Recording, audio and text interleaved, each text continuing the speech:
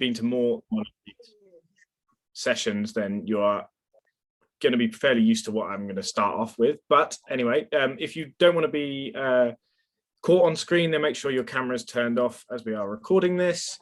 But yes, thank you, welcome, and thank you everyone for joining us. This is our last talk in our Pillars of Green Politics series. We've had a really great time discussing some of those core issues within green politics over the last 6 weeks, and I hope those of you who've managed to make it to one or more of these sessions have enjoyed that. You're really welcome tonight, and we've got a really fantastic discussion lined up. My name's Johan. I'll be facilitating tonight as usual, and we'll be collecting questions behind the scenes and introducing our guest speakers shortly. So back at the very start of this series, we looked at the origins of green parties from the social movements of the 1960s and 70s. These movements were part of an explosion of democratic engagement and political participation around issues from nuclear proliferation to student activism, feminism, civil rights, and environmentalism. Those issues were not being properly represented by the democratic system at the time, hence the need for green politics in the first place. Even a cursory glance at the state of Westminster politics today shows that it's completely dysfunctional, and the results are clear for us all to see.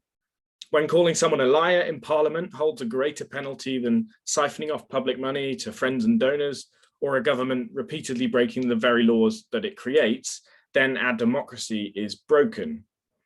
Our system has created the politics that we have today, leading to a lack of action on the climate emergency, increased inequality, and the hostile environment. It's clear that our political system cannot stand up to the scale of the social, environmental, or economic challenges that we face. If the democratic deficit of years gone by has created the issues we face today, can the extension of democracy be its solution? This is ultimately the question that we're going to be asking today. By extending democracy, we have to look beyond voting in an election every 4 or 5 years and instead examine the ways in which we can embed democracy in our social, political, and economic systems and create a politics that's fit to tackle the challenges that we face. So to understand what a radical approach to democracy could mean, we have 3 fantastic guests joining us who will take us through beyond the normal parameters, of this debate. So they're each going to speak for around 10-15 minutes or so on different areas of democracy and how we can empower and build a more radical grassroots approach. As usual, I'll be collecting questions throughout the discussion. So please message me directly in the chat if you have a question and indicate if that question is for one panelist in particular or to be asked more generally. We'll then share the questions with the 3 guests after they've each spoken. So Jane is on hand tonight as one of our safeguarding officers. So if you have any questions or concerns in that regard, then please send a message to her directly. Jane's also going to drop our safe spaces guidance in the chat, which is in place at this meeting, and we expect attendees to abide by it. Kelsey is also on hand to support with any technical difficulties if you have any, so please message Kelsey directly and they'll do their best to sort through those. If you require captions during the meeting tonight, then you can switch them on by clicking on the captions icon at the bottom of the screen. So without further ado, our first speaker tonight is Zack Polanski. Zack is the Green Party's Democracy and Citizen Engagement spokesperson and will be outlining why a demand for proportional representation is so crucial to a new democracy.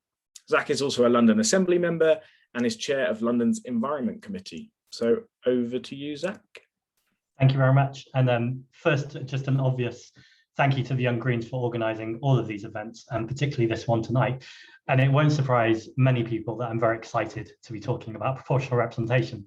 Normally, as our democracy and citizen engagement spokesperson, I make it a mission to almost force proportional representation into every possible conversation I can have on politics, no matter what the topic. Whereas actually tonight it is being invited to speak about for 10 minutes. I'm going to try and stick to 10 minutes rather than 15 minutes because this is all about democracy and it'd be good to have as much engagement as possible, but please don't hold me to that. I think the first thing to say is, although I make this joke about talking about PR all the time, there is a reason that I do it and that lots of people do it. And I really think it is the most important issue that is happening in politics at the moment. Now, I don't come with that as a very privileged position, which I can see would be an immediate retort. There's much bigger issues going on, whether it's the climate emergency, whether it's what's going on with Russia and Ukraine, whether it's around policing and some of the awful things that are happening in metropolitan police and the police more widely across the UK. But actually, none of those things can be dealt with sustainably until we have a system of democracy where the people we vote for can be held accountable, that it's clear, transparent, and everyone's vote counts equally. So in this 10 minutes, I essentially just want to cover why is proportional representation important, what's happened before and why we not got it yet, and what's the road to it. So in terms of why is it important, I think the obvious place to start is that I'm a London Assembly member, and that's one of the few places in the UK where we do have proportional representation. So I know firsthand that it creates better politics, because actually I frequently have to sit in rooms with Liberal Democrats, Labour Assembly members, and yes, indeed, Conservative Assembly members too. And actually we have to come to consensus and collaboration. Sometimes it's frustrating. Sometimes I want to do all sorts of things that are non-violent but highly frustrated. And other times it's actually lots of inspiration in terms of you find out those areas where you do have common ground, even if it's the smallest gap, and you just keep pushing for it and go for it and make sure that you're winning those arguments. But actually, I think that's a much better system than the theatre that we see once a week at Prime Minister's Questions, where essentially Labour and Conservatives scream and shout at each other. And as the Greens, it isn't a surprise that the vast majority of the time will support one side of the House rather than the other. But actually, that is not a way to do politics, where we have to accept mediocrity sometimes at best, and at worst, just someone who isn't quite as bad as Boris Johnson. And that just can't be a productive way of doing politics. So we need to look at a better way. And that's where proportional representation comes in. And I think the figures really stack up too. Actually, studies were done that shows 75% of the time in this country or other countries where first past the post is used, you get the country voting for left of centre or left wing parties, but actually we keep getting right wing governments, and never has that been worse than in the last decade that we've been living through in this country, where we frequently get MPs that do not represent the people, they represent a tiny small minority. Now, I want to head something off at the pass straight away, because very often when you talk online about proportional representation, people's argument straight away turns to UKIP. And they say, do you really want more UKIP MPs? Or even worse, do you want fascists in Parliament? And the answer is, no, I don't particularly. If you're asking me on a personal level, absolutely, I don't want them anywhere near the House of Commons. But that being said, I don't particularly want Tory MPs in the House of Commons either. But at some point, you have to accept that as long as they're within the law, they're not promoting hate speech and they're not promoting actual fascism, then those people who do support those views have a democratic right to be represented.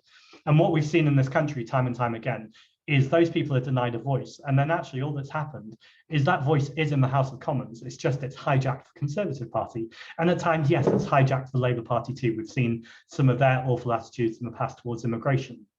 They had mugs at one point, I think in 2015, that said, we will control immigration. That was some type of merchandise and something to be proud of. So I think that's the key thing here, is really this is about representation and democracy.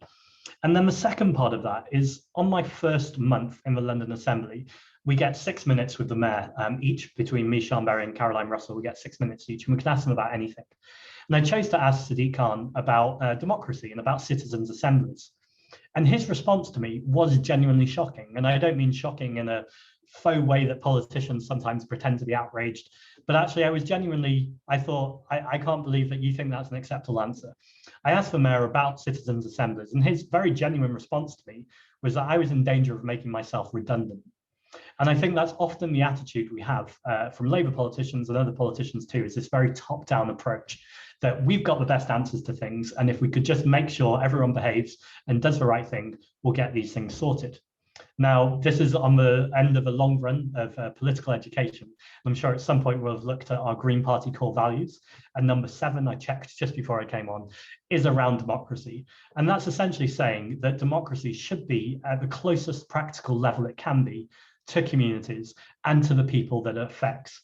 And we can't do that with first past the post, because essentially first past the post means that we focus on tiny marginal constituencies and ignore vast amounts of the country.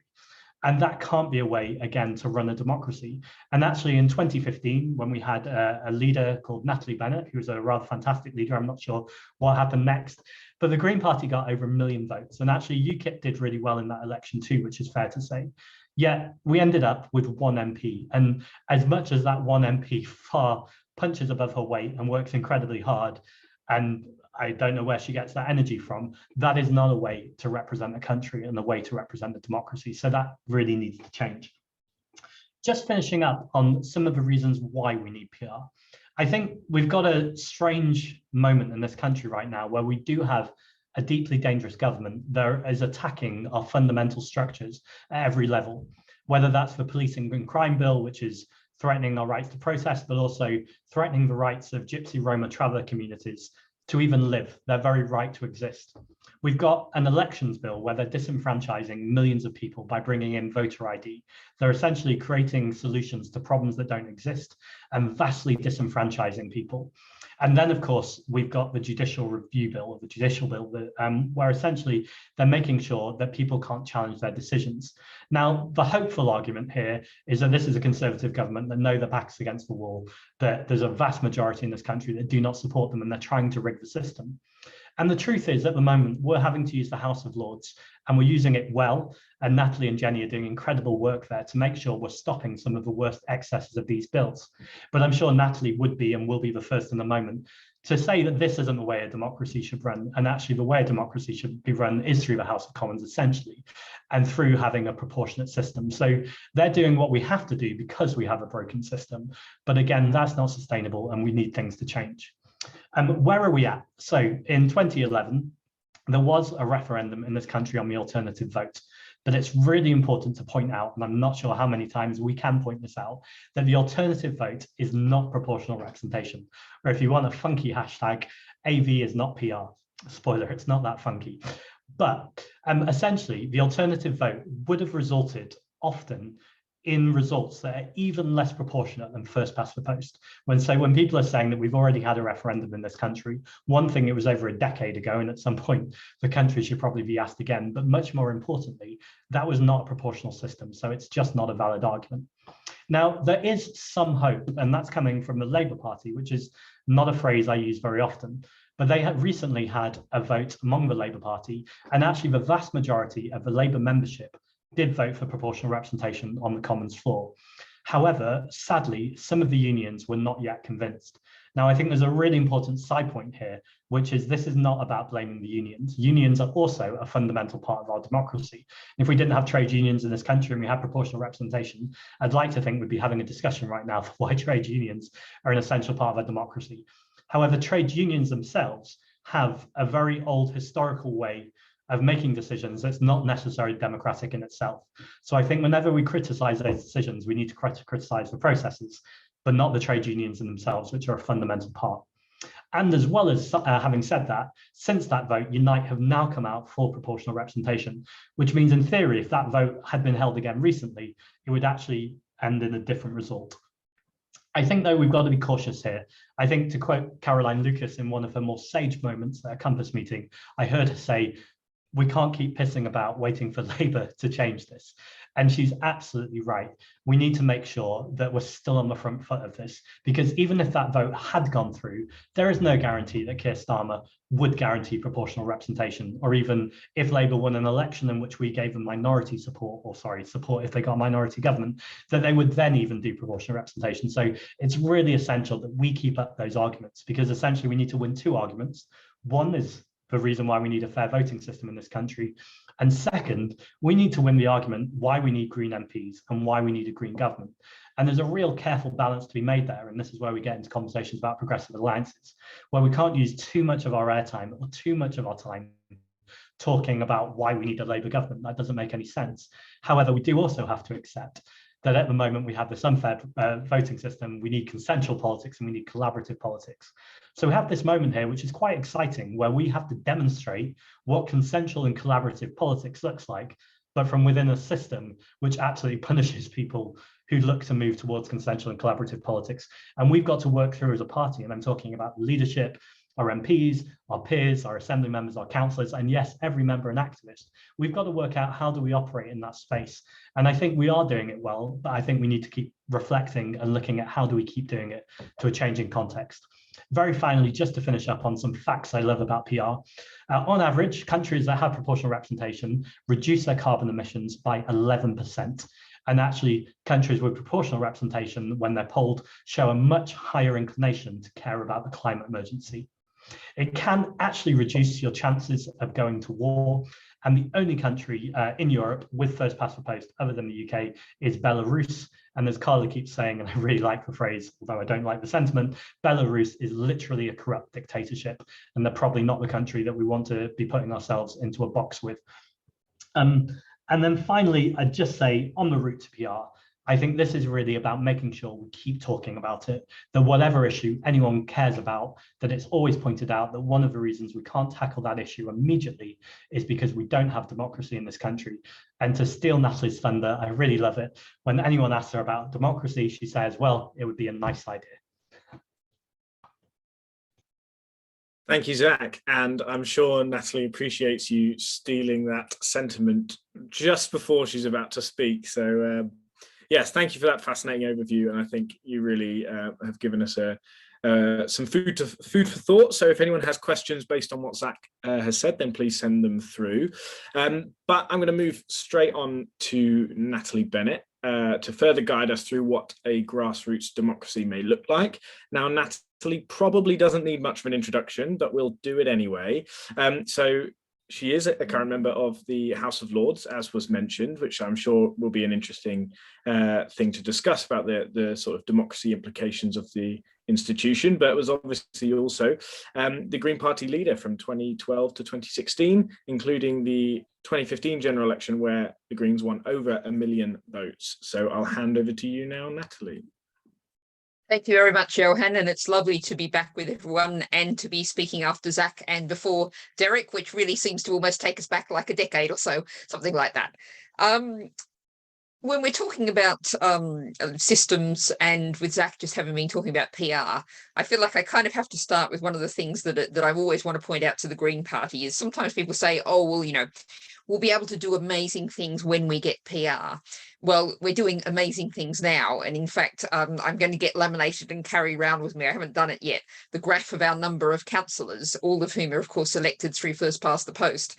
And the graph, you know, since the early 1970s has been going like that. Then there's a little uptick in the early 2000s. And then it literally goes in a virtually vertical line straight up over the last couple of years.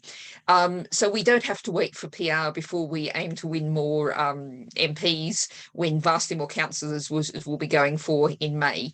And just because Labour and Tory have been the two largest parties for a century doesn't mean that's going to continue. So what we're talking about essentially is, you know, what a Green government might do, or what we might be seeking to push for when we're part of a government. And also, just picking up on Zack's point about modelling different ways of doing things, I think we still need to do a great deal more to talk about the fact that there are around the country, as well as us running Brighton and Hove as a minority administration, there are 13 places where we are part of varying forms of rainbow coalitions, what actually look like really surprisingly like European-style structures, where different groups of parties have get together very often to take against the Tories who've run the place for years and are now the opposition, and we're part of a coalition that are running things. So lots of things are happening actually at the grassroots to model a different kind of politics. And indeed, I was recently talking to a journalist who sort of said, oh, well, you know, you're not doing much as Greens, are you? And I pointed out that's a terribly typical Westminster-centric view of politics, which is what you find in most political commentary. Now, I think Zack did steal my favourite line about democracy. It will be a good idea, and you'll see me tweeting that probably several times a day. One of the other things that I'm often reflecting on is the fact that, weirdly enough, the House of Lords, with our 92 hereditaries, our people appointed by an 18th century style system of patronage, is actually more representative of the country than is the Commons. Because in 2019, Boris Johnson got 45 44% of the vote from the people who voted, which is about 30% of total voters, and 100% of power in the Commons, whereas actually in the House of Lords, the back of the crossbenchers, the non-party people have the balance of power. So the government does not have control of the Lords, which of course led to the wonderful evening we had recently where the government got defeated 14 times in one evening on the police bill. And it was really interesting to watch the crossbenchers really starting to stretch their wings, and they're very fed up with the standard of government we've got.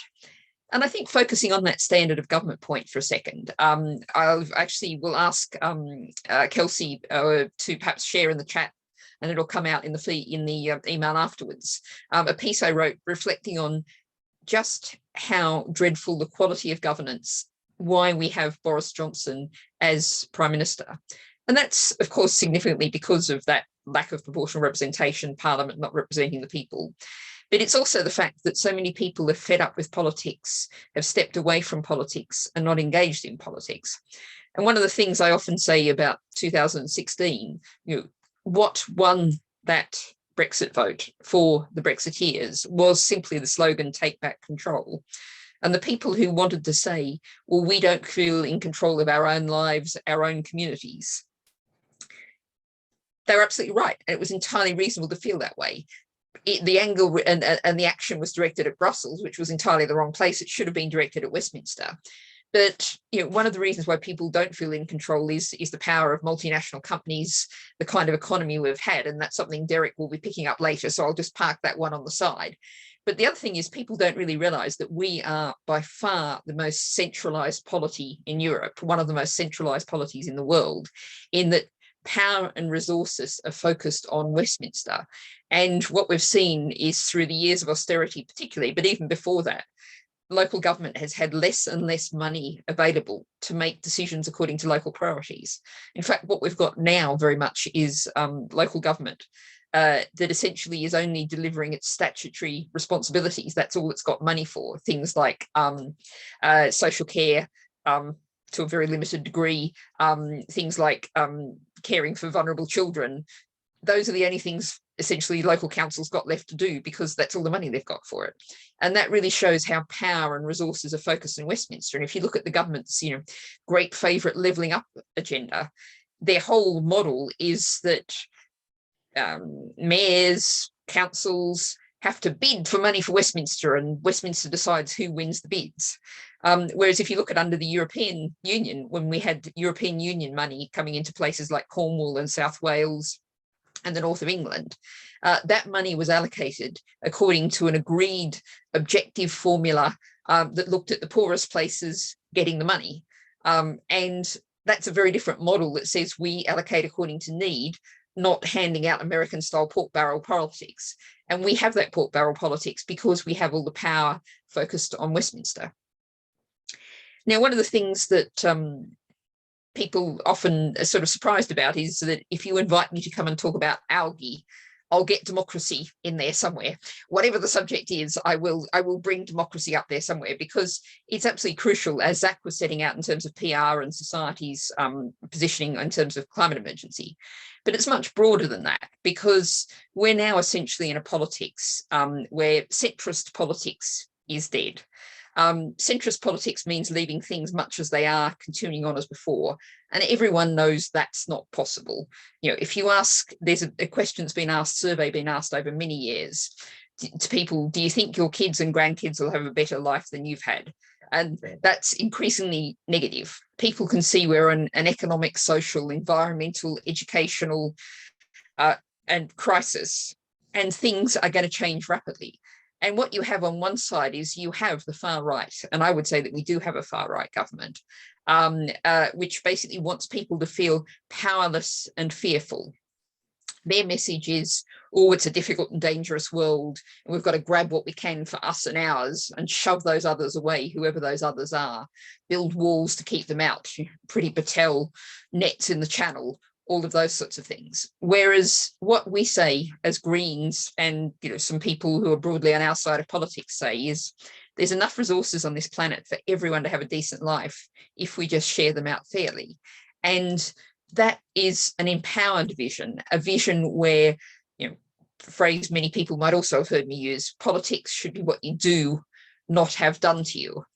And when I say that to school groups, starting from primary schools and upwards, and you really see people perking up and thinking, well, yes, I can make decisions for myself, whether it's starting a campaign in my school to get rid of the plastic cutlery, or whether it's, in my neighborhood, starting a campaign to get a pedestrian crossing so the kids can get to the park safely. Whatever it is, that is politics. And people who start with that then step up and know they can make a difference to their lives. Now, what the far right wants is these disempowered, fearful people following the leader on the great leader on the white horse. What we want is a community where everybody's doing politics, where decisions are made locally and only referred upwards when absolutely necessary. Now, I made reference to the fact that I think we have a far right government, and Zack gave a long list of, we just have a series of utterly repressive bills that are taking away what rights and powers people have, like the right to protest, like in terms of the elections bill, what's straight out of the American right-wing playbook, voter suppression, voter ID. The government wants to take control of the Electoral Commission, which is the kind of thing, if it happened somewhere in the global south, we'd be going, tut, tut, tut, tut, tut. No, that's the wrong direction. That's not what you should be doing. And I want to make reference to another book because I think it's very interesting, and we do have to be realistic about where we are now. And this is by S.A. Tamuruakan, which is about the steps from democracy to dictatorship. Now, she is a Turkish activist, and I did an event with her with the European Greens. And she said something I've been quoting ever since, which is, she said, you in the global north, in places like the UK, the US, France, you think, well, collapse of governments, descent into far-right autocracy, that's what happens in other places over there. But it can happen to you too. And that's something that we have to take not as a counsel of despair, but as an understanding that we are facing really difficult forces. And the way we have to stand up to that is by getting people empowered and engaged and seeing they can make a difference. You mightn't think of a local litter pick as a bigly political act, but actually if people can see their neighbourhood looks better after they've done something they've got together, it's that people getting together and working together that is absolutely crucial.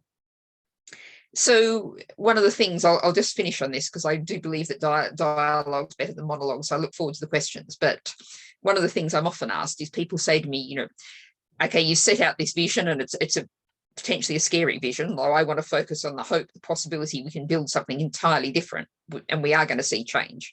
How do you know you're going to win? And of course, I don't know that we're going to win. History isn't pre-written. History is made by the action of people. And so that's why meetings like this are so important.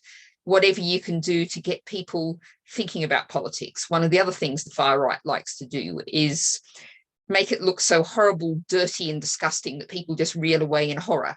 I remember many years ago, was actually on an island in Croatia at a green economics conference, interesting life.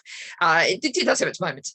And we're just in the local market, and there was a nice woman selling organic jam made from berries gathered on the hills. And, I started chatting to her and explained why I was there. And I said, and she was talking about how terrible the politics was and how corrupt and awful it was. And I said to her, well, why don't you stand for election, get involved in politics? You'd be the ideal kind of person. And she literally physically reeled back in horror. Politics is a horrendous thing. I wouldn't want to sully myself, be associated with that kind of thing. So I think we've really got to realize that that's how significant numbers of people are feeling. And we can set a different model of how to do politics differently.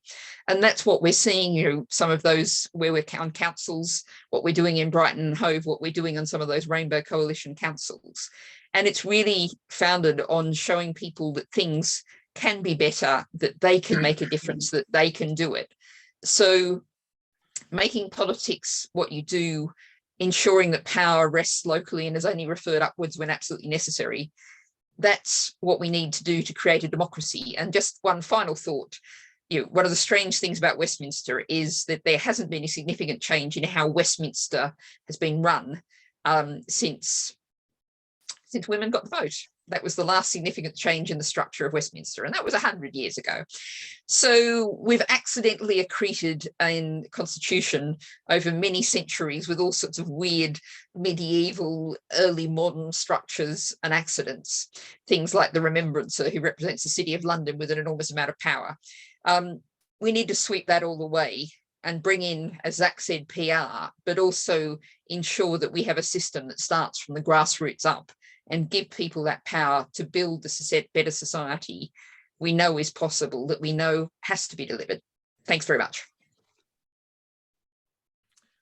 Thank you, Natalie. And yeah, very inspiring. And I'm sure we'll be returning to a few of those themes that you've mentioned there. So finally, I'm going to hand over to Derrick Wall, who's going to be talking about extending democracy to the economy. So Derrick has been a Green left thinker for many years and has written books on a range of subjects, including the No Nonsense Guide to Green Politics, Climate Strike, and Eleanor Ostrom's Rules for Radicals. He's a lecturer at Goldsmiths University of London and is a former Green Party principal speaker. So over to you, Derrick. Thank you very much for the invite. Always great to do Young Greens things. I think the Young Greens are the most radical and vital bit of the Green movement, and I particularly applaud all your solidarity with trans people and your ecosystem. I'm suffering the sort of long tail of mild COVID, so if I become confused or cry, don't worry. But really, to kind of sum up, what I want to say is there's no democracy without economic democracy. I love how enthusiastic Zack is about proportional representation. I'm the same with communism. I try and get it in every conversation. It's possible I'm slightly facetious, but I certainly think we need to move to a society where, you know, there's common ownership of the means of production and the means of reproduction. I'm kind of conscious that it's the 50th anniversary of Blueprint for Survival. I don't know whether you're aware of this, which sort of, you know, maybe launched kind of green politics. And, you know, it talked about nightmarishly convincing and so on. And I, from sort of having been involved in green politics sort of from like 1980 and concerned with it, kind of feel we've arrived in the nightmare. You know, we're in this appalling situation where in Britain something like 180,000 people have died of COVID. And I'm annoyed just because I've got a bad cold, but being aware I've got that because Boris Johnson's opened things up for his political survival. In the States, 900,000 people have died. And I would say we're in a kind of era of necropolitics, death politics. So this, I think, is scary in terms of climate change. Climate change is here. And we can see how, you know, governments will do very little about climate change. More of us will be killed and injured. And then there will be vigorous protesters saying we should do less and more of us should die. So I think green politics always poses the question of survival. But we're like here, you know, we're in a particularly dangerous and difficult situation. And, you know, what we have to be thinking about is how we intervene as effectively as possible, how we can be work strategically as possible in the face of this kind of disaster. So what I would say is that there are two aspects to economic democracy. If you have an unequal system, that erodes even the very partial liberal democracy we have. And also, if we want real democracy, it's about people's enjoyment of life, and it's about people's participation. And several speakers have said, if it's just a matter of elections every 4 years and distant representatives, that really doesn't work. So we need to democratize everything. So on the kind of first aspect, I thought, well, if I dry up, I just found on my shelf, I'm terrible as a pusher of books, that I wrote this with the late and great Penny Kemp, who sadly we lost quite recently, and I was on GPEX with Penny and Natalie. And I thought, if I run out of ideas, I'll just read this. So looking at what Penny and I said about democracy, this was published in 1990, democracy is in danger of becoming just another commodity to be bought by those willing to pay. And then the next couple of words are the present Conservative government. Depressing. So there certainly is this kind of feeling that, that we're in a sort of one-party Conservative state, a sort of permanent revolution in the Tory party, but we always end up with the Tory party, and they have enough hedge fund money to kind of virtually win any election. You have, a sort of billionaire media who support them, and economic power translates into political power. I think that's one aspect, and I think is extremely difficult. The other element, as I say, is we need a society which is genuinely participatory. So one practical kind of thing which I think we can embrace maybe economic democracy or workplace democracy in a practical way is I'd really say to Greens who are elected, one of the ways you can democratize what you're doing is talk to your workers. So Zack earlier was talking about citizens' assemblies, and I was thinking, I'm really skeptical of citizens' assemblies. And I think one of my skepticisms with them, not entirely a bad idea, is the workers who do the work get forgotten. So one of the small things we've been doing on the Parish Council locally is like our climate work. And we started off by talking to all of the staff and the grounds people and so on and saying, what are your ideas on climate change? And they have to implement the policies. So if they're enthusiastic and committed, that's better. And, somebody does the work. So just from, democratizing by talking to the workers, they came up with lots of ideas like electric vehicles, and just the ground workers saying, well, if we've got tools which are electric rather than petrol powered, that's better in terms of health and safety. So if nothing else, I would say to any of you who are Greens, if you're elected, you're really consulting your workforce when you're doing climate change and other work. That would be a really good way of introducing a little bit more democracy. So in terms of economic democracy, we're in this neoliberal society where more and more there's less political intervention because the politics puts things in the power of corporations. And there's things are more and more a kind of economic corporate logic. So I don't know whether you follow Goldsmiths, but I'm on Gold Strike at the moment. I think most universities are very undemocratic. So Tony Blair introduced a thing where, you've got kind of wardens and vice chancellors, and they have all the power. So when I talk to my head of department in politics and IR, he's saying, well, I've got really no say with what's going on in Goldsmiths. And Goldsmiths, where we've got the banks in, and they're re-engineering our courses. So, for example, I couldn't run a feminist economics course. I was hoping to get it running, and then, maybe get somebody who's less male and white and like me doing it in the future. But that was impossible with the kind of bankers coming in. So more and more areas of life are ruled by neoliberal logic, corporation, profit, sort of internal dismantling of democracy. And I think that increases the skepticism that Natalie was talking about, that a lot of people see no way of controlling anything. And again, building on a lot of stuff that Natalie was saying, local councils have less and less power. Again, thinking of, sometimes my politics are not identical to Zack's, but thinking of all the great work that he and other people are doing on the assembly. And then this tragedy that the money is being taken away for public transport, fares are going up, with kind of central government and the sort of economic logic there. So if you have a kind of economic democracy, that might seem very kind of threatening and very, very difficult. I think there are various ways of approaching it. So one thing which I think is interesting is the political theorist Negre and Hart talked about families, the state and corporations being bad commons, and I'll get onto commons in a minute. Corporations have a sort of odd collective ownership. They're owned by shareholders. So one possible way of doing this is gradually to kind of socialize the shareholdings.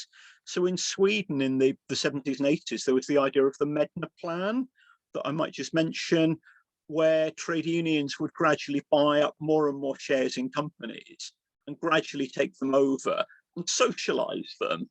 It's one of the kind of, I think, interesting things with a capitalist economy is it's always, in a sense, heading towards collectivism. So if you democratize that share ownership, that's maybe one possibility.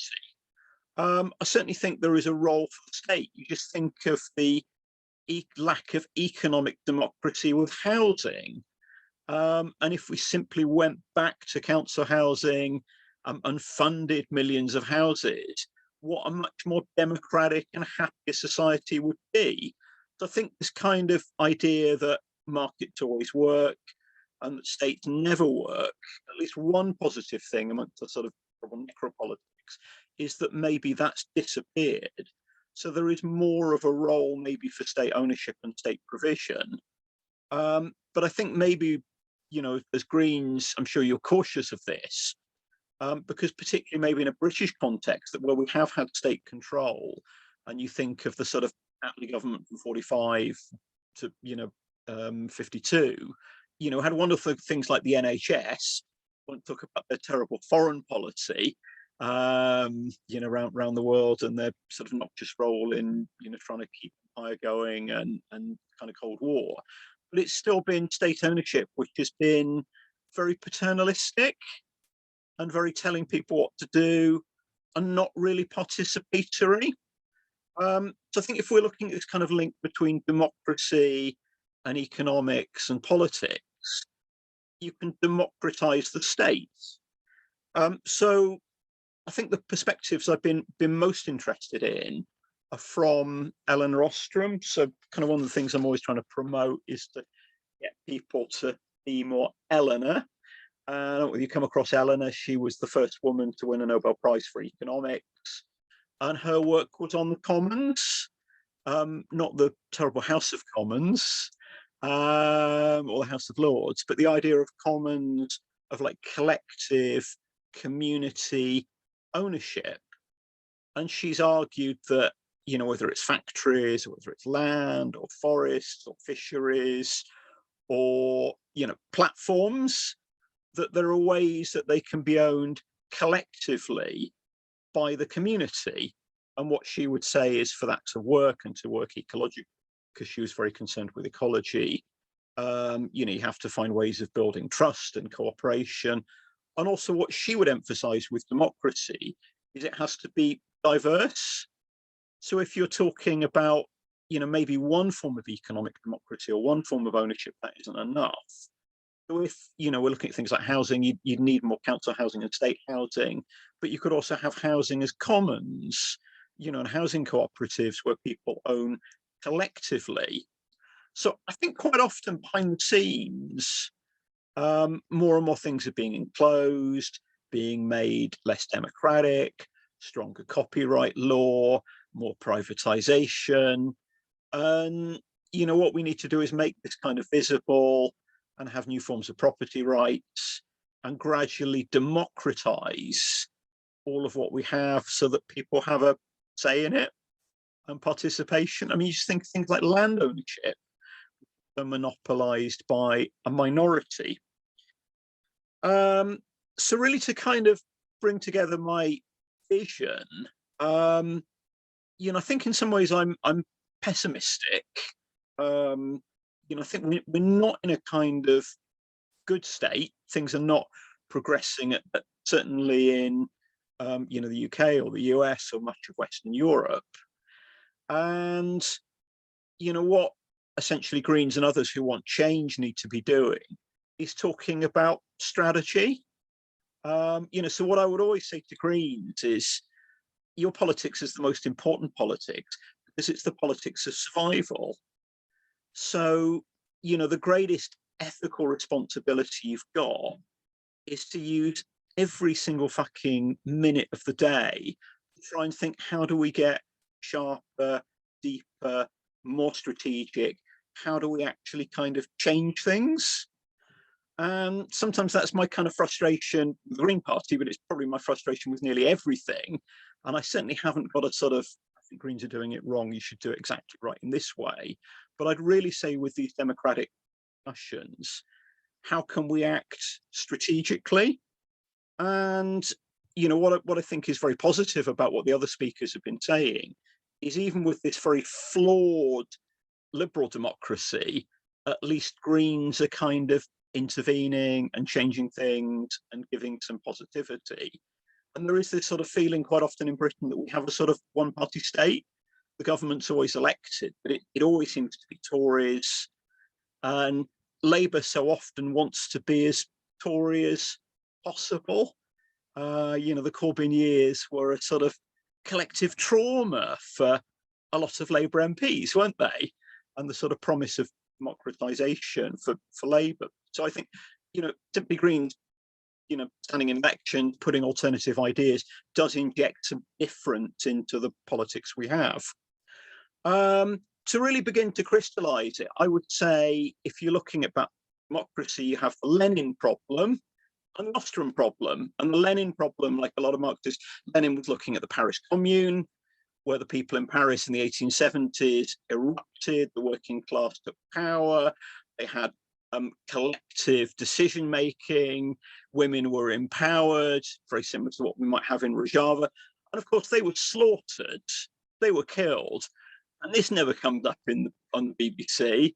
Sort of George Orwell is the police person in our head, isn't he? That when revolutionaries are slaughtered, it's never talked about. And there always is, possibly too bleak, but there's the Lenin problematic in the sense that if you do try and democratize, give people more power, that always tends to be resisted and repressed.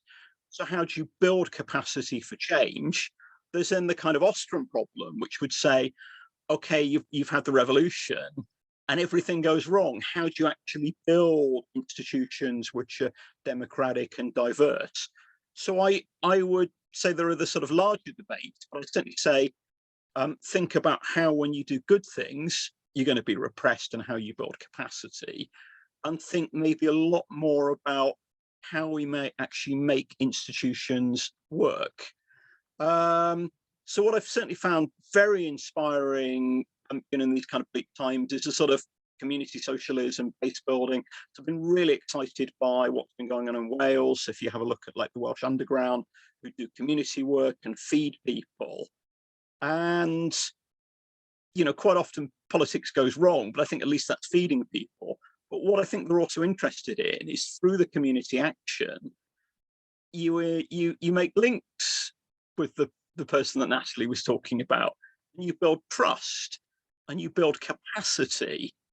And I think ultimately this juggernaut power of kind of hedge funds and corrupt wealth, and this whole kind of British disease that we have, that Britain isn't a model for the world, and it's not simply get rid of Boris and go back to normal, but, you know, we're dominated by the City of London. You know, we have the royal family with their abusive practices. We have a secret state with police spies. So there's this kind of British disease that there's a whole series of kind of institutions that distort democracy. But maybe there's the potential, if we look at sort of community building, capacity building, to build the capacity to transform. I will stop there. Brilliant. Thank you, Derrick. A lot of ground covered, as was always going to be the case in a big sort of discussion such as democracy. But yeah, lots of food for thought and things for us to pull apart. So we've had a few questions in, and I'm going to start with one just on a slight, I guess, definitional point, which we've had a question from the audience. And I guess I'll direct this one at Zack, because we just wanted basically clarity on what PR is. And in that sense, maybe taking that step forward and looking potentially at what kind of a system or you would be looking to implement within it, because I know it's obviously a sort of umbrella term. And then linked to that, I guess, would be maybe the strategic, if we're going to take Derrick's advice and go strategic, is how do we really make PR an issue that we can win? How do we win it? Yeah, no, I think that's a really fair challenge. I think partly responding from what I've just heard Derrick say, but also more directly in answer to this question, I think there's some research by, I think they're called Iverskin and Solstice in 2005.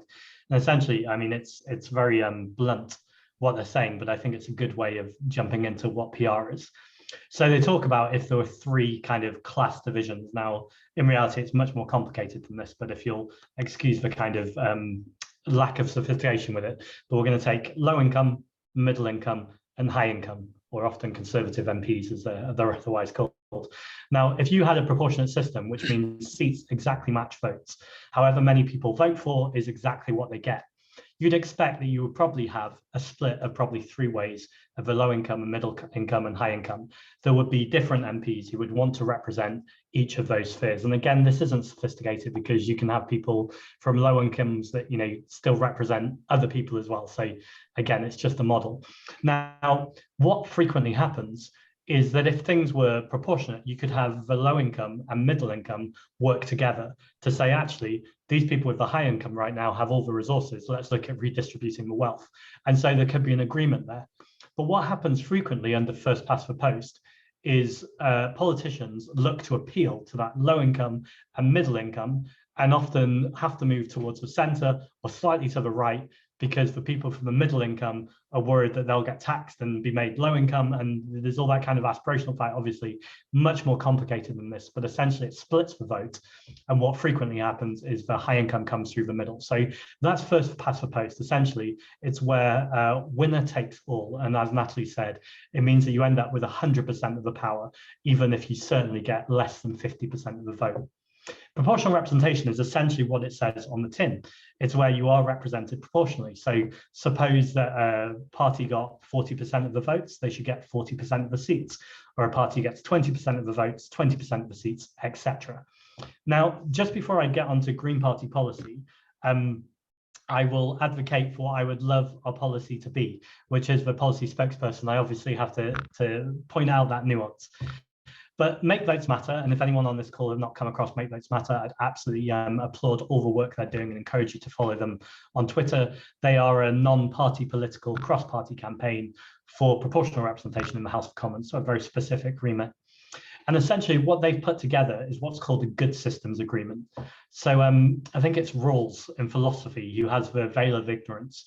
And that's the idea that if you were coming into a society, you would not know what demographic you fit into. You would have to decide, first of all, what are the fair rules, and then you would be randomly placed into society. That'd be a lot better than what we have now, which is people who control all of the power, deciding rules that are for the future, knowing exactly where they are in society. Now, what a good systems agreement essentially for me is like a veil of ignorance. It's about saying, actually, what are the principles of fairness? If you were to create as close to an ideal voting system as you could create, what would you come up with? And when I say ideal voting system, obviously for me, the big marker is that people are represented at the closest level that's practical to them so they can feel empowered to have as much power as possible. Now, how you do that, Make Those Matter suggest, is that you get the parties together, you come up with these principles, and then you have a citizens' assembly to then go, actually, we think this is the best voting system to go with. And I think that's a brilliant idea and probably the way forward. They've got every party to sign up to that at the moment, apart from, spoiler alert, you may be surprised, the Conservative Party and the Labour Party, who have not yet signed up to that good systems agreement. But again, I think it's a point of principle that's really important to push. In terms of our policy, we actually support AV+. Now, one of the reasons why I don't love this as a policy is exactly what I was saying before, is we've had a referendum on AV in 2011 and it was rejected. Now, AV+ is better than AV, so I think that's worth saying.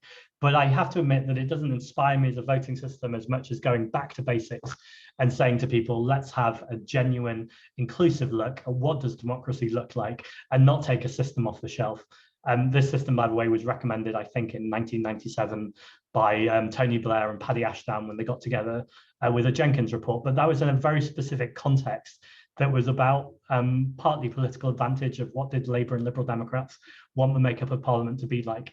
And I don't know if I'm being unfair to myself and Green colleagues, but again, I don't think we should be deciding a voting system, because as much as we say we're going to make a fair voting system, it is inherent in us that we're going to want as much Green representation as possible, because we fundamentally believe that Greens in the room help And I really do believe they do. But I also think that actually giving it to the people is the best way of coming up with the fairest voting system. So AV Plus is an old policy that we have, and you know, I'm not anti it, and I'm more than happy to applaud that. But I do think we can do better, and I'd love to see moves in the future, maybe through a working group, to look at actually moving towards a good systems agreement, because I just think in terms of transparency and integrity, that's a better way forward. That's a really really interesting take on that. I don't know if there's any particular follow-ups, but I guess we had some questions, obviously, that with the nature of this conversation that we're focusing on PR to a large extent. But we had a question come through from the audience, you know, to asking specifically on what other constitutional changes we'd like to see. So I don't know if maybe that would be one to first direct to Natalie, as we've just heard from Zack, and Zack, you're obviously very welcome to come back, and Derrick as well. But there's as we said, there's the potential for a blank sheet of paper here, and we could build something different. But maybe if I could just pin you down to one change, and we can take it from there. Well, I want to start off by saying that I very much agree with Zack, both on PR, but also more broadly, that rather than us getting bogged down to debate, and this is something we saw in 2011 with the AV referendum, getting bogged down into debate about how the details work, simply saying we want a proportional system where the number of votes matches the number of seats, where Parliament reflects the view of the people.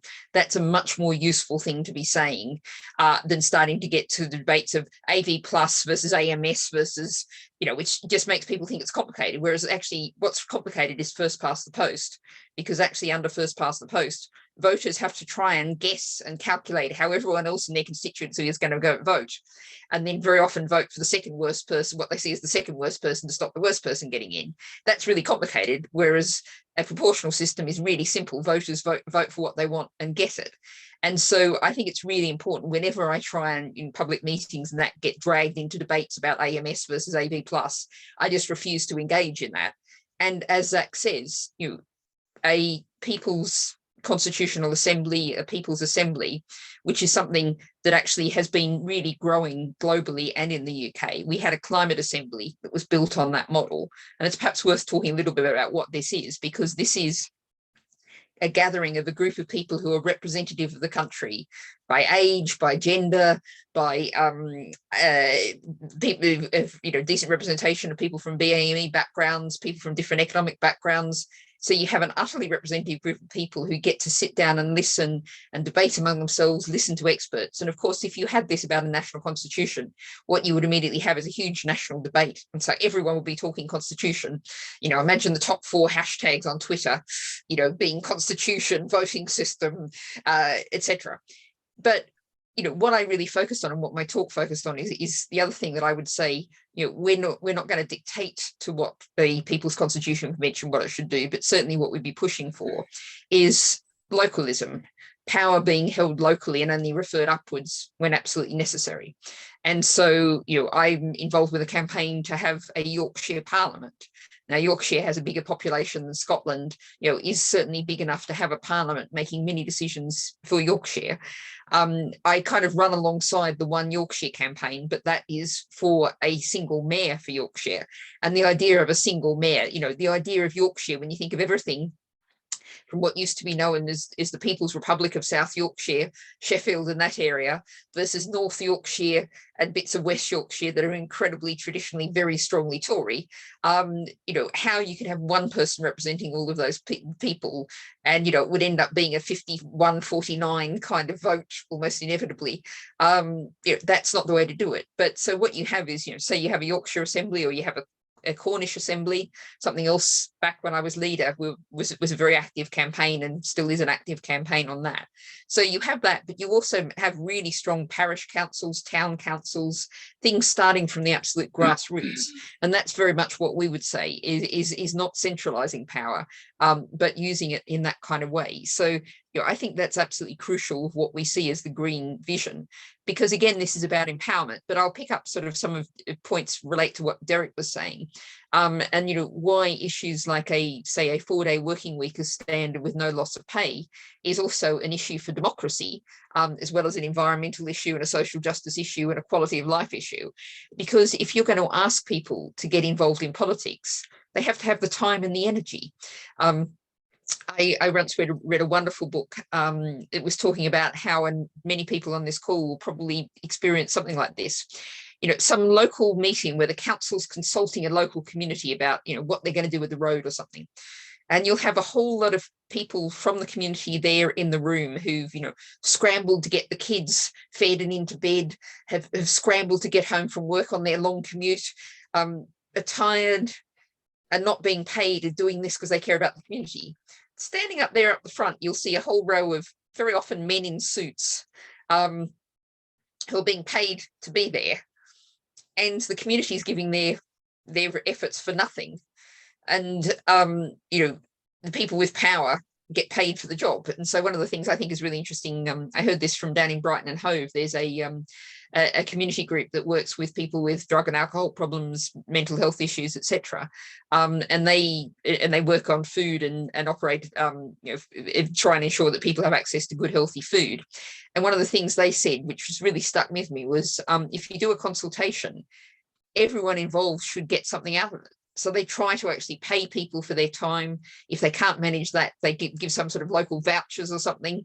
And one of the things they do when they do presentations about all of the work they've got from this expertise, from these experts by experience, is they try and take some of them along and do the presentation.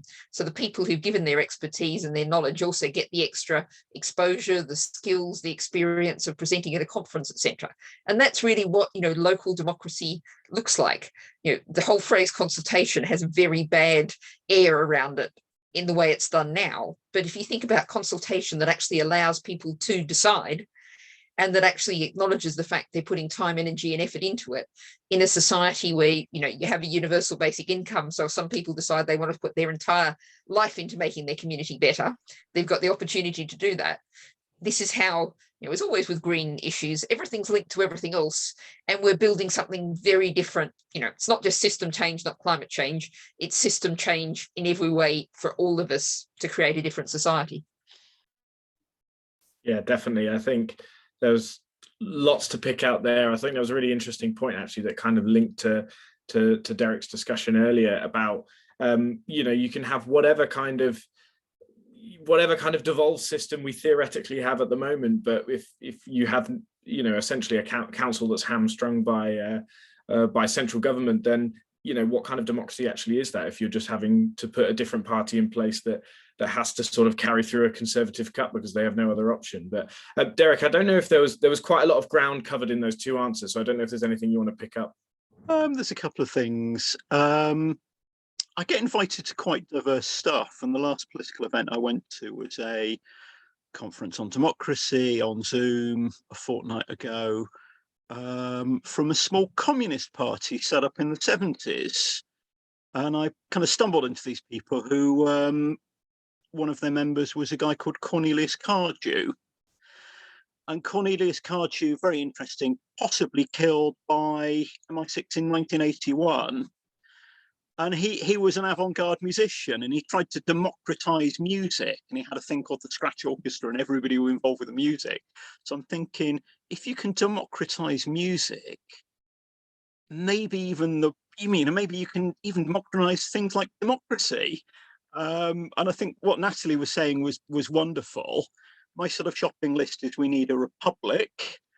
And one of the things I do like about the Greens, I'm not a member, but often, I'm very supportive of the Greens, is what a splendidly non-unionist outfits. You've already got an independent Scottish party, and we do need to be kind of dissolving the United Kingdom. We need a republic and we need participation. And even within the England, the sort of patriotism is a sort of displaced frustration. And I think the nature of the kind of British state is it's like sort of 1066, and you've got like a minority in control. And how do you have enough reforms to keep the whole show on ongoing, and it's so deferential. So, we need to think beyond unionism, which Greens are very good at. We need to radically democratize. We need a republic. We need to look at everything that we do and look and see how we can do it differently and not feel that Britain is sort of normal and great and democratic. It needs, real participatory change. But yeah, I think Natalie put it better in terms of people's participation. Brill. I'm going to go to a question again on PR, but I promise this will be the last one because I wanted to broaden out the discussion a bit further. But we had a really interesting question I think is worth picking apart a little bit, Zack. So the question is, how do you respond to the idea that in the light of the climate emergency and many of the other sort of challenges that we've been discussing, that we really need dramatic change and we need far-reaching change in our politics? And do you see there being a potential for PR to potentially blunt that radicalism? I love this question. Just in the answer to the last question, because it kind of almost links into this, for me, it would be about a written constitution as well as everything that Derrick and Natalie have been talking about. But I think unless you have a clear process of how things run, you get, frankly, charlatans like Johnson and Sunak that just run rings around the parliamentary process. So I think it's just important. And also not playing just to the Young Greens audience, but we've long been advocates of votes at 16. And I think, again, it just makes sense that if people can make all sorts of other decisions at 16 years old, being able to engage with the democratic process feels like a fundamental. So this question I've been thinking about a lot recently, and partly the reason for that is because I did some polling in London around the climate emergency, and the results I got I didn't particularly love, and I started to think about, what is this telling me? And the questions I was asking were, what did people think their risks were because of the extreme weather caused by the climate emergency? So are people worried about flooding to their homes? Are they worried about overheating? Are they worried about not having insurance? Are they worried about economic divides being even further? Are they worried about health inequalities by COVID? And I can't remember the exact numbers, but something that came up quite a few times was about fuel poverty. And that's, I would say, clearly, one, because it's important, but two, because that's what's in the agenda in the news right now. And that's often what's affected when you do a YouGov poll. But then when I dived into the details more and looked at previous polls we did, there's a trend that I started to notice, which is people care about the environment. People now believe in mass proportion in climate change or the climate emergency. People are vaguely worried about the climate emergency on the spectrum from very worried to, yeah, I can see why that's a problem. So that's progress in terms of people taking notice from where we might have been a few decades ago. But what there is a lack of is a worry that climate change will happen to them, or they will be affected by climate change. So I'm sorry, this is a very London-centric example, but I'm on the London Assembly, that people know that flooding is a worry in London, but they think that other people's homes will flood and other people should get insured and other people shouldn't live in basement flats.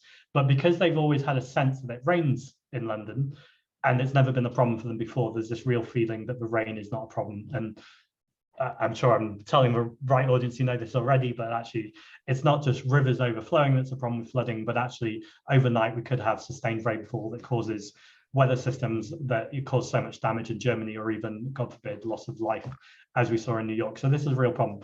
So it's been making me think as a politician, what is our role in telling people, and I'm putting that comma in inverted commas, what they need to know and how bad things are? Because there's a line where you paralyze people with fear and they just think they can't take action. But there's also a line where you essentially lean into neoliberal politics, the status quo that Natalie was talking about with centrism, and you just kind of go, well, it'll all be all right. We can just, I think Earth Hour is probably a good example of this. If we just all turn our lights off for an hour a year and do this big symbol, everything's going to be okay. And while symbols are important, that is not going to tackle the climate emergency. In fact, that's going to suggest to people that we're going to be walking around in the dark. So there's a confused message there, as opposed to be more energy efficient and insulate our homes, etc., etc. So to answer your question, now that I've put those threads there, I think PR creates this moment where you have consensual politics, and you do have to find collaborative moments. And I understand that people are nervous of coalitions for that, but then that depends on the integrity of the individuals. When you're working in consensual collaborative politics, where are your red lines? What are the things that you believe in? Absolutely. The climate emergency, social justice, racial justice, trans rights, those are just some things that come up straight away from me. But what are the things that you will not budge on? What are the things when you go into those rooms you will fight for, or to use another phrase, the hill that you're going to die on, although I don't particularly like war metaphors. And then what are those things that actually you can look for easier consensus? It might not be the perfect solution, but it has the right intent, and maybe it's a step towards getting to the perfect solutions. And I think that's a sensible way to do politics, rather than this constant binary of either we'll have a perfect world or utopia, or we'll live in this society that we're living in right now, which won't come as a surprise, but for millions of people is nowhere near a utopia. And in fact, it's a lot grimmer words than that. So as Labour politicians are so fond of saying, PR is not a panacea, and actually I agree. It's not a panacea. I talk about it, but when we get PR, things are not going to be solved. And as Natalie brilliantly articulated, we're already doing brilliant things now without PR. We don't need PR to tackle the climate emergency. We don't need PR to change the UK. But what we do need PR, I would say, for is to sustainably change things, and to have democracy, and to engage people at the local level, and to make things fairer. So not a panacea, but certainly a first priority to get to the panaceas. Yeah, I think that's a really good way of articulating it.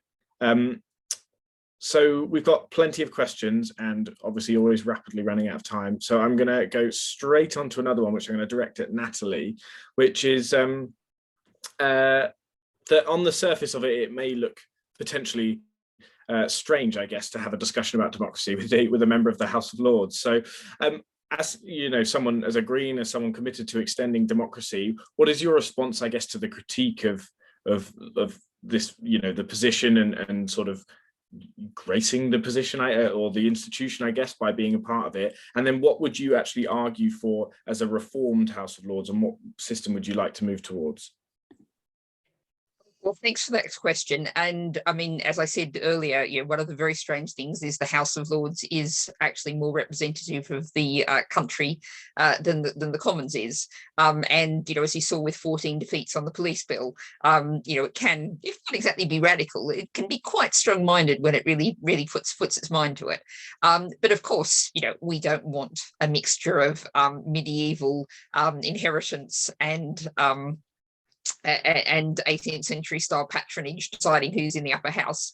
Actually, I have to mention my Twitter feed a couple of days ago, Lord Grocott, who's a Labour peer who's been trying to get rid of our hereditary elections, came up with this. It was absolutely a hilarious speech. It's well worth a watch, talking about how basically, I think it's 46 Tory peers, because the hereditaries are elected by other hereditaries, sometimes by only other hereditaries who are the same status. So only barons can elect barons, and only earls can elect I have never bothered to get my head around the detail of it. It's deeply, deeply strange. But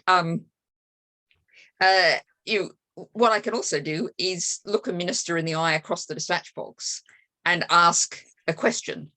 And if I think of, I do this on a daily basis. I put down written questions, and it's one of the things that that I very much encourage people to be aware of. I can ask the government 12 written questions a week. I used to say that they had to answer them. Actually, I don't say that anymore. I say they have to provide some text in response to them. But nonetheless, it's a way of really holding the government to account. And so I can put down, and one of the interesting things about the House of Lords is that we can put down amendments to any bill the government brings forward. We don't need a seconder. There doesn't have to be any other party or any other peer backing us. We just put down the amendments. And in the Lords, unlike in the Commons, all amendments are debated. So if you take, for example, the Environment Bill, I was able to put down amendments, and this was the first country in the world where this happened, an amendment to say we would back an offensive ecocide. And that was because I was there in the House of Lords. That's what I could do. I also put down, this picks up Derrick's point about land ownership and land reform, the right to roam was put down as an amendment to the bill that the government had to respond to. And, I do also have a lot of fun. I will admit that now we're back physically in the chamber. One of my favourite things is when I see, we're debating something about the countryside, and there's lots of Tory landowners sitting opposite me. And I go, and what we really need is lean forward, speak loudly, land reform, and watch them all wince. that's what one gets from being in the House of Lords. I'm obviously being slightly flippant there. Obviously, we want an elected House of Lords. I picked up from Jenny, we actually have a House of Lords elections and other reforms bill that would create a fully elected House of Lords over a 5-year period, and people would be elected for one 10-year term. They wouldn't be able to be re-elected, and they wouldn't be able to then go to the Commons. Because there are some good things about the nature of the Lords being slightly more considered, less political bish-bosh, which even with PR would still maintain some of that elements of bish-bosh, as I'm sure Zack would attest. A House of Review that has a different feel to it and operates in a different way. But of course it has to be elected. The structure of this bill has it that it's by the European parliamentary constituencies, so under that sort of system. And if you look at this bill and read the detail of it, one of the things you might find a little surprising is what we do in this bill is allow all of the existing members to keep access to the bars. And the reason for that is we want them, at least some of them, to vote for it. So sometimes in politics, you have to make, concessions to practical reality in politics. And that's what we're doing. And, of course, we take part in first past the post elections all of the time. We don't believe in first past the post elections, but it's what we've got to do in the world we live in. Absolutely. Derrick, sorry, it looked like you were about to jump in there. No, sorry, I'm just misinterpreting, bobs of heads or whatever. But I am going to come back to you for the next question, which I guess is returning to, I guess, the sort of core element of the economic democracy angle, and talking about the sort of disconnect between the popularity of public ownership as a in terms of policies. We see polls again and again saying, the renationalization of X industry is popular, or the building of council housing is popular. But how do we actually, if we get our strategic hats back on, how do we actually win this? Because it seems to be the case that at the minute, other than the Green Party standing up for some public ownership, that it seems to be very much off the table broadly in our politics. Oh, difficult. I think positively, I think back, I'm being quite old really, sort of like a few decades ago, like I said earlier, the market was everything. And remember when Thatcher privatized council houses and you couldn't paint your door the color you wanted, and people complain about British Rail. So at least the debate has shifted. But it's how do you build political capacity? Because you might have polling evidence and people might support X, might have some ways of mobilizing voters, but the toxic ecosystem, which is media, will pile in and put the very worst possible spin on things. So what I mentioned before is politics is about how you build capacity. And how you build capacity would be to set up a local group of friends, do community action, feed people, build the base for change. And, Green Party is great doing electoral politics, and it's got lots of councillors elected, and that's part of the picture. You need to build that really strong capacity and actually mobilize people and change ideas in that way. So, sometimes on the left in Britain, everything looks like it's failed. The far left, bless them, generally have not made many revolutions, although they can tell everybody around the world how to do better. The Labour Party has generally been a catastrophe, other than the brief Corbyn episode that gave us a bit of hope. But what I do think is like sort of base building, so very, very inspired by Philly socialists. So I would say go and find out about the Philly socialists. The electoral politics is great, but the real politics is what they do. So they've built an organization of 300 activists. They've got a tenants union. They occupy land. They have a community garden. So there's the sort of new unionism, International Workers of the World, and there's groups like Acorn, but actually anchoring your revolutionary politics in community action and making contact with your neighbours, you build some capacity for revolutionary change. And even if it fails, you feed people and you help people. We're in an era of disaster. And of course, what I would say is, beat Ostrom, think about the politics, that there's a macro, that we're in a whole socio-economic system, capitalism, productive. And there's also the micro, that you've got to build institutions and rules that work. Is good. So no easy solutions, but that's, you know, where I'm coming from with it. You know, sort of reform and revolutions, you do need to transform the whole thing, but, you know, like other speakers have said, you need to work with what you've got. So, you know, I'm in a parish council in a very conservative part of Britain, but we do our climate action. We have a Marxist feminist who leads the council, who I'm married to. So, you know, just, I don't want to be too facetious, but you know, be like water. There's always the institutions to involve with, and you can maybe change them, but also think of the bigger stuff. So you need some theory. I like from Lenin, not everything went right with Lenin. No revolutionary movement without revolutionary theory, and bringing a bit more theory would be good. And do that community action. We'll take from that political education is the key. Slightly self-interested here, obviously. Anything to the young Greens, you do exactly the right things. Education, absolutely. We are rapidly running out of time, so I'm going to try and ask for some short answers. But there's a couple of issues I just want to quickly touch on that have been raised. So I'm very happy for anyone to sort of jump in on this, but I kind of wanted to speak about the role of the media, because we've you know, we have a unique, well, actually no, it's not unique at all, unfortunately, but we have a media that is owned by a very small number of people, unfortunately, and it can really shape the political discourse. So I guess, to what extent do you see it as shaping that discourse, and what kind of role in a sort of democratic renewal would, you know, reforms to that ownership model, what role would that take place? Who does anyone want to jump in on that? Go for it. If I can, and offer a slightly more optimistic view than Derrick just did, and I can do this as a former newspaper editor. I finished my journalistic career as editor of The Guardian Weekly, the international edition of The Guardian. And the good news is that the mainstream media, albeit that the ownership is becoming more and more concentrated in fewer and fewer right-wing tycoon hands, is also becoming less and less important every day.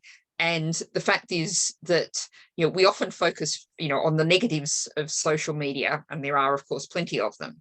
But social media also gives us the opportunity to organise, to get together, to learn, to share experiences, to share ideas in a way that simply wasn't available to people 20 or 30 years ago. And so, you know, I'll put in a little advert here. It's still got some work to be done on it, but I do now have a TikTok account. It was something I thought would never happen. I luckily, you know, never say never in politics. I never actually said I wouldn't have a TikTok account. But, you know, one of the things I would urge people doing politics is share your ideas, get into debates. You know, I learned this very, very long ago in the ancient history days, BT, before Twitter. I started and ran the feminist blog Carnival, which was how people blogged on similar subjects, found each other before there was social media as we know it now. And that's where I learned the invaluable don't feed the trolls. So don't get involved in rows that will sap your energy and wear you out, but do use social media to find people with similar ideas, with interesting related ideas. You know, there's a great translate, well, not great, but there's a useful translate function, say on Twitter, and you might find something wonderful in Portuguese or in, you know, a language you don't speak. So there's a huge potential there for us to create and use and spread our own ideas, and use that and recognize that's more and more important. And, you know, Rupert Murdoch is actually, his importance is sliding away by the day, and that's really good news. Absolutely, yeah. That's really encouraging, and I'm sure everyone will be desperately searching for the TikTok account. The thing about Coca-Cola is my best one. Oh, fantastic. Brilliant. So I wanted to ask a question that I guess is very topical with recent news, which would be around the monarchy in all of this. So obviously I would be interested in hearing about your thoughts on the actual amount of genuine power and influence that the monarchy has in our sort of constitutional democratic process, and then what a potential alternative would look like if that's something that you would be interested in. So I guess maybe starting with Zack, but I think there might be a few opinions on this. Yeah, and also I just want to pick up on the media point too, because I think that is so important. And also I'd just add to Natalie's answer, also climate literacy. So just for the media, so often they talk about climate or environment stories, but if you have a climate scientist talking about it, it kind of doesn't get clicks. But as soon as they talk about something, a climate through the royal family, for instance, or something, they get loads of clicks, but the person who's written it won't necessarily know what they're talking about. And actually, I don't know if Natalie remembers this, but when she was head of press office at the Green Party one time, I was going on Victoria, Derbyshire, I think, to talk about the royal family had said something about people should reduce the amount of children they have. And I said that I thought I was going to get bumped. And Natalie was like, it's about the royal family, they're not going to bump it. And sure enough, she was right. Like anything about the royal family, the media obsess over at the same time that we have an existential threat to the planet. So I think there's a real thing about climate literacy there too. And just second to that, one of the things that Extinction Rebellion, or a whole nother conversation we could have another day, but one thing that I really like that they did in terms of civil disobedience was their very direct action against Rupert Murdoch when they stopped the tabloid press. And it was really noticeable. I think, again, me and Natalie and probably Jenny too were doing the studios, as they say, the next day, talking to LBC and Talk Radio and whoever we might have been talking to. And they were visceral in their anger about the fact that Murdoch's papers have been stopped. And normally they were a little bit grumpy, but it was really noticeable how interlinked all of these things are. And the idea that people had been stopped reading The Sun that day was a fundamental breach of a human right. So these things are, all interlinked. On the monarchy, it's a slightly boring answer, but it's consistent. I think this is where we'd have a people's assembly. I think it shouldn't really be, again, for us to say this is exactly what it should look like. I'd much rather people came together and said, actually, this is what our vision for the country is. This is how we want to be run. I think just the obvious thing is, it's outdated, it's not working. And just in the past 24 hours with Prince Andrew, just, even without going into the detail of it, the optics, as they say, of someone not even going to a court but being paid out it's just disgusting. And you can feel the house of cards falling. So I think whatever it is, it's going to change. But I think we should have a genuine democratic process about what it changes to. Yeah, I agree. Brilliant. I'm very wary of time, but I wonder if there's any sort of last thoughts from you, Derrick, that you wanted to pick up on any of the answers you've heard. Yeah, I'm not big on the monarchy. I sort of have this vague project I mentioned, the concept of British peace, and sitting down and researching and writing a whole book, really, for me to read on all of the sort of bits of Britain and like how power fits together in Britain. And I think Natalie's probably better on this than I would be, but I'm rather shaky on how much power the monarchy have. But they can certainly veto some bills. And wasn't it Gough Whitlam in Australia who was kind of deposed? And then if we're talking about economic democracy, I think we've not quite got beyond feudalism, certainly things like land ownership. Furthest my research has got is watching The Crown. I've just told Netflix to fuck off over the stuff of the Roma, as my wife is of Roma descent. But I did actually find the Crown quite good. The only decent royal seemed to be Princess Alice, who was Duke of Edinburgh's mother, who rescued people from the Nazis rather than being a Nazi like other members of the family. So I think the British public are not going to get rid of the monarchy soon, but it's a problematic institution. I think there's a problem in politics that you generate cults of personality and figureheads, but the royal family, sort of glorious revolution, they've not been a good solution to that kind of problem.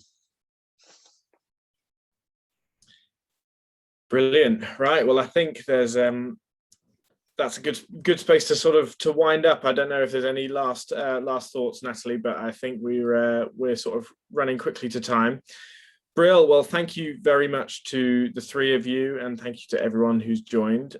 Really insightful discussion, and I apologize to those of you whose questions didn't manage to get answered, because we could have carried this on for many more minutes.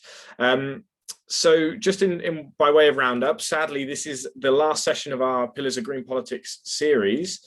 It has been a really fascinating insight into the 4 key pillars of green politics and some of those key concepts that that underpin them. And I want to just take this moment to thank all the guests who've appeared across the series for giving up their time and sharing their expertise with us. We're going to be taking stock of this series and looking at the ways in which we can use the learning from them to sort of produce resources, materials for those in our movement who can't join us on these calls. So the sessions will also be uploaded to the Young Greens YouTube channel, so you can rewatch any of these again at your own convenience.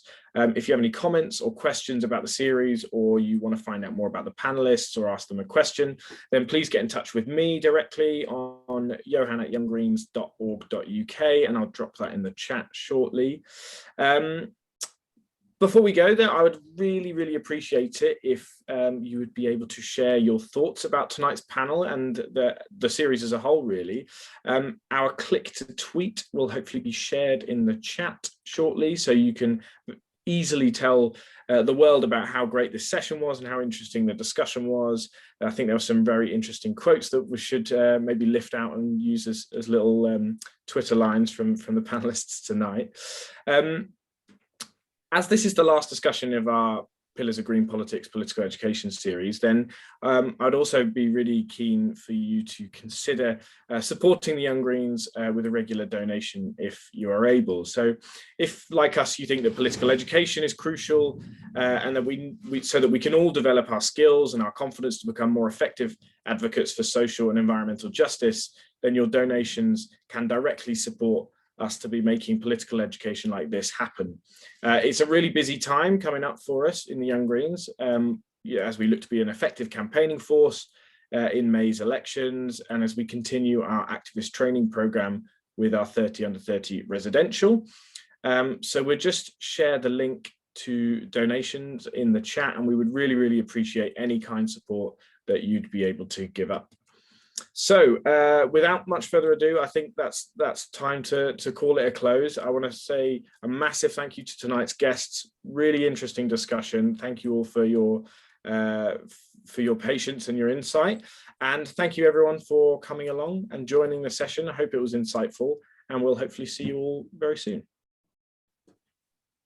See you later. Bye.